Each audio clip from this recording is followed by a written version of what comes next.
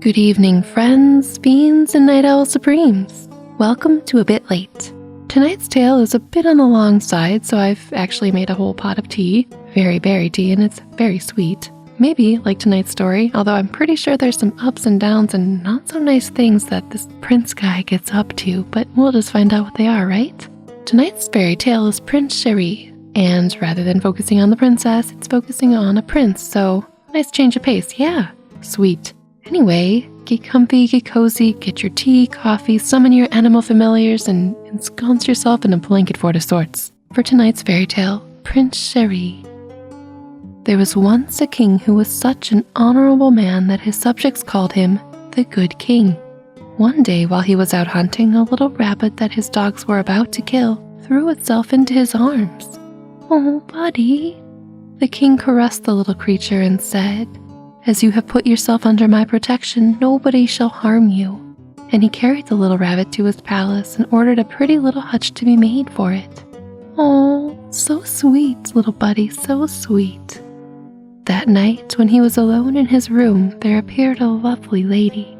She wore a robe as white as snow and had a wreath of white roses on her head. She addressed him thus, "I am the Fairy Candide. I wish to see if you were as good as everybody declares you are, and for this reason I changed myself into a little rabbit, and I ran to you in my distress.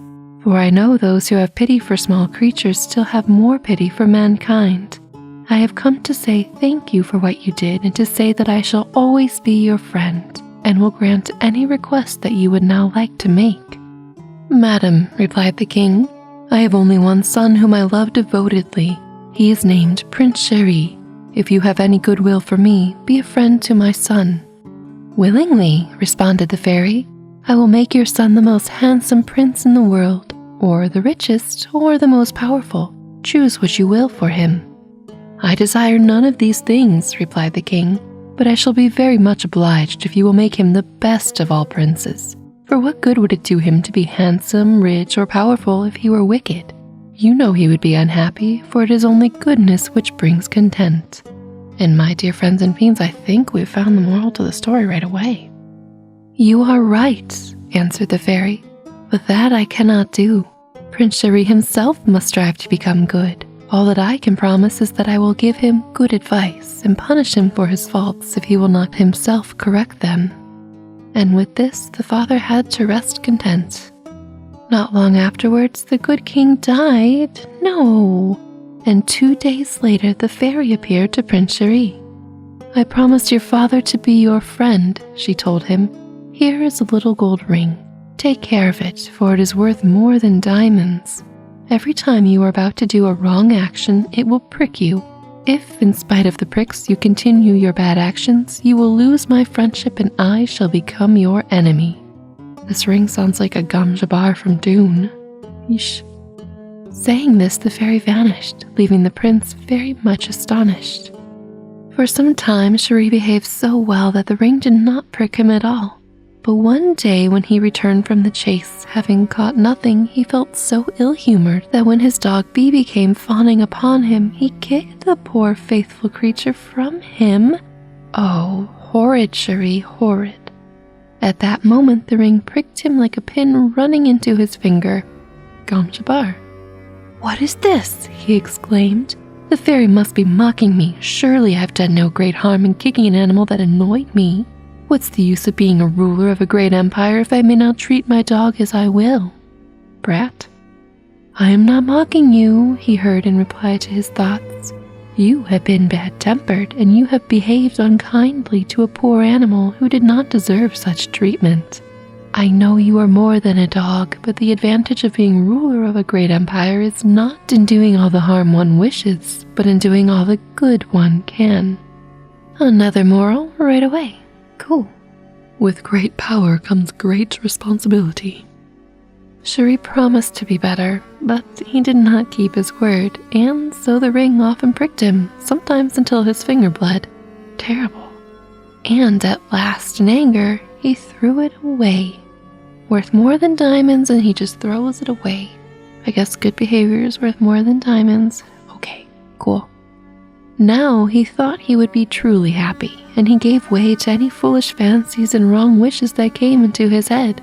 Oh gosh. Until he became very wicked and was disliked by everyone. One day while he was out walking, he saw a girl named Zélie who was so beautiful that he resolved to marry her. But Zélie was as good as she was beautiful and said to him, "Sir, I'm only a shepherdess and have no fortune, but in spite of that, I will never marry you. For although I should be a queen and you are handsome and rich, your evil behavior would make me hate you." Upon this, Chéri flew into a passion, oh God, and ordered his officers to carry Zélie to the palace. But she was not used unkindly there, for the prince loved her. Some love. Yikes. That, creep, Prince Creep. However, after a while, urged by his foster brother, a bad man who encouraged Chéri in his wickedness, the young man rushed in a rage to the room in which Zélie was confined, determined that, if she still refused to marry him, the very next day she should be sold as a servant. Great was his surprise upon entering the apartment to find that the captive had disappeared, for he carried the key of the door in his pocket. Magic is afoot, magic is afoot.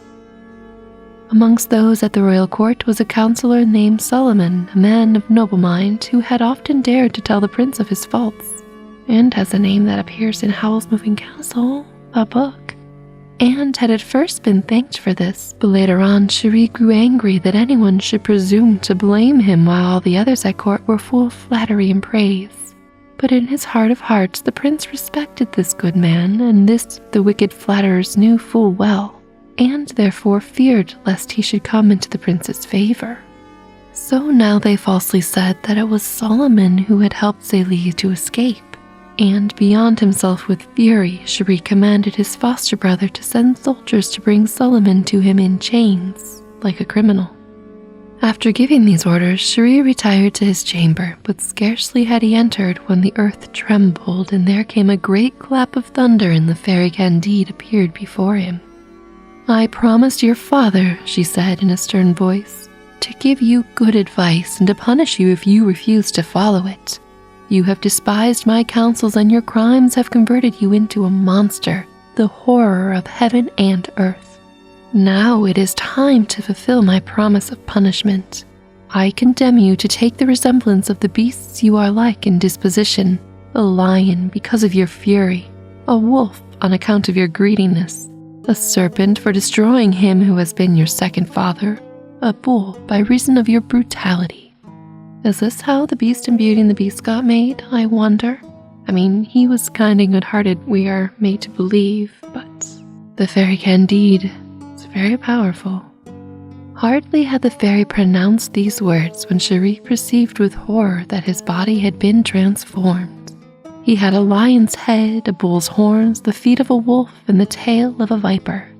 At the same moment he found himself in a forest, and there, after roaming about miserably for some time, he fell into a pit dug by hunters. He was captured and led into the capital of his kingdom. Oh, how the mighty have fallen! On the way thither, instead of acknowledging that he had brought this evil plight upon himself, he bit at his chains and cursed the fairy.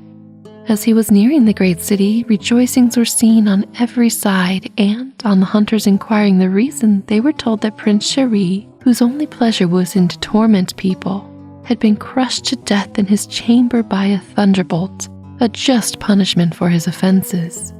4 of his wicked companions had tried to partition the kingdom between them. That was really fast. But the people would have none such to rule, and they had offered the crown to the good and wise Solomon. Ah, good. That's really happening fast, though. Chéri panted with rage on hearing this, and in the palace square he saw Solomon on a superb throne, and all the people who shouted with joy and wished him a long life to repair the evil brought about by their former sovereign. "I accept the throne," said Solomon, "but it is to preserve it for Prince Chéri. A fairy has revealed to me that he is not dead and possibly will return to you as virtuous as in his earliest years." What, when he was like a baby? "Alas," cried Solomon, bursting into tears.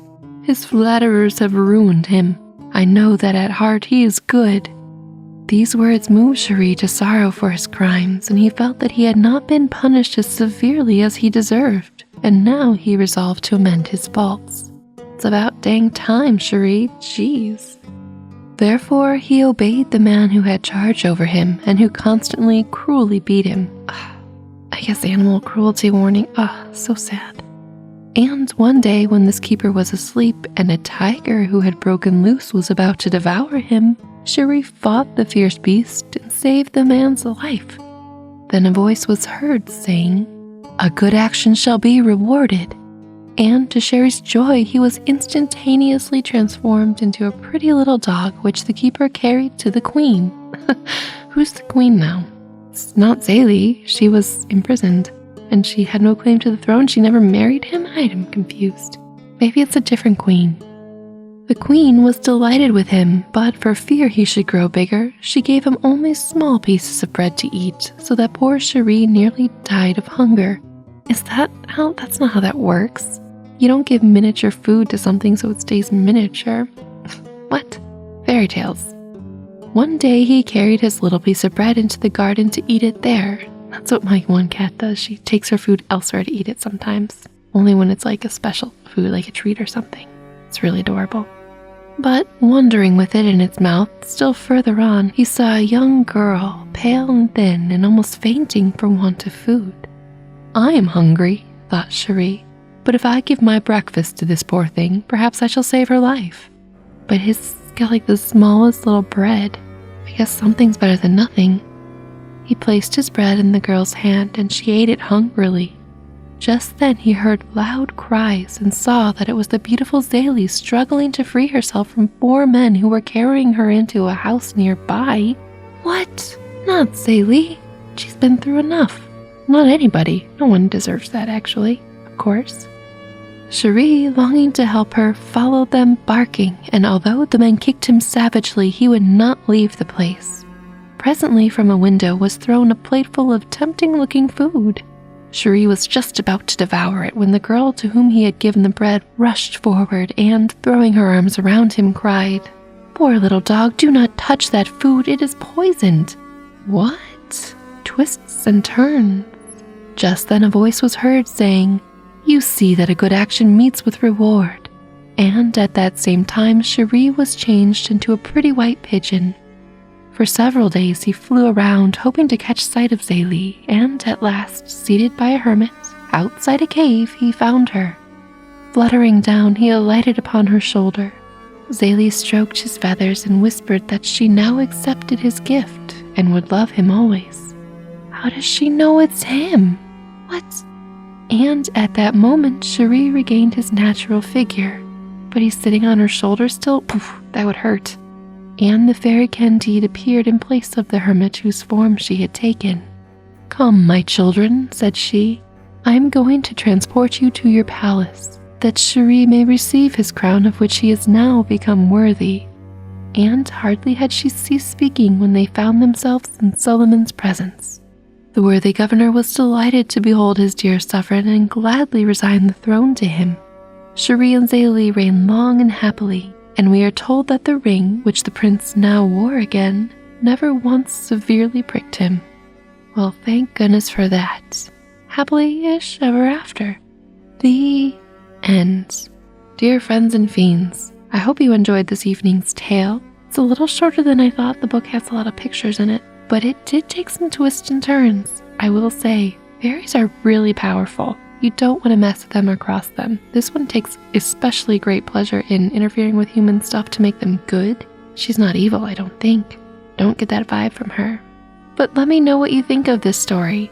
I kind of had Beauty and the Beast vibes from it. Only that fairy was evil that turned him into a beast in like the original kind of stories. Not so much in Disney's movie. He was kind of a brat even though he was really young. Anyway, tangent, so sorry.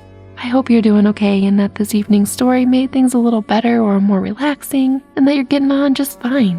Now off to sleep and dream what you will, or stay a while and enjoy another tale. Whichever you choose, I'll speak to you again, and until then, stay spooky, my friends. Good night.